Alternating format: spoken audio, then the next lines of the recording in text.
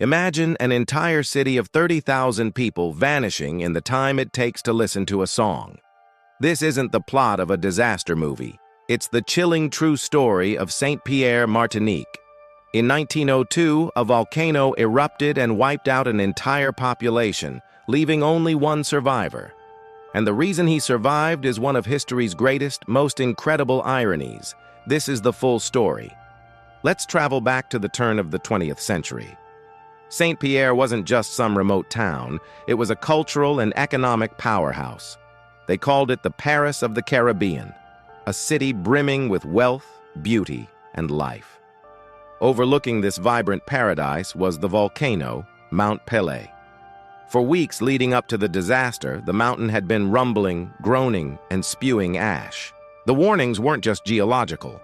Panicked animals, from snakes to giant centipedes, fled the mountain slopes and swarmed the city streets, creating chaos. So why didn't anyone leave? Well, politics got in the way. A crucial election was just around the corner. The island's governor, afraid of causing a panic that would postpone the vote, downplayed the danger. He assured the public that they were perfectly safe. To make matters worse, he even posted armed guards on the roads leading out of St. Pierre, actively preventing people from evacuating. The city was a trap, and its residents had no idea.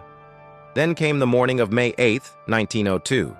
Just before 8 a.m., Mount Pelée didn't just erupt upwards, it exploded sideways. A pyroclastic flow, a superheated 1,000-degree cloud of gas, ash, and rock, blasted down the mountain at over 100 miles per hour. It hit St. Pierre like a nuclear bomb. The city was vaporized in an instant. The water in the harbor boiled, sinking ships at anchor. Buildings collapsed, glass melted, and in a matter of minutes, 30,000 men, women, and children were gone.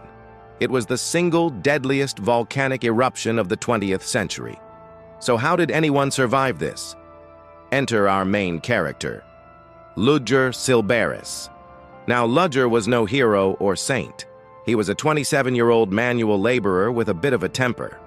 The night before the eruption, he'd gotten into a drunken bar fight and was arrested. As punishment, he was thrown into the worst cell in the prison, the cachot, a solitary confinement dungeon. This cell was a stone box, built to be inescapable.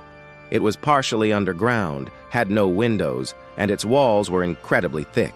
The only opening to the outside world was a tiny, narrow grate in the door. When the volcano exploded, Ludger was locked in total darkness. He heard a deafening roar, followed by a wave of unimaginable, searing heat. Fine, hot ash shot through the tiny grate in his door, instantly setting his clothes on fire. He described it feeling like liquid fire pouring into his cell. Thinking fast, he urinated on his shirt and frantically stuffed it into the grate, giving himself a small pocket of air to breathe. For 4 days, he was trapped in this dark, suffocating oven, suffering from horrific burns and unimaginable pain. Finally, 4 days after the city was destroyed, a rescue team passing through the ruins heard his faint screams and pulled him from the rubble. Now, it's a little-known fact that there was one other survivor, a man named Léon Compère Léandre. He lived on the absolute farthest edge of the city, and while badly burned, managed to escape the main blast. But his story was far less dramatic, and history has mostly forgotten him. Ludger Sylbaris, on the other hand, became an overnight global celebrity. Pardoned for his crime, he was hired by the famous Barnum and Bailey circus.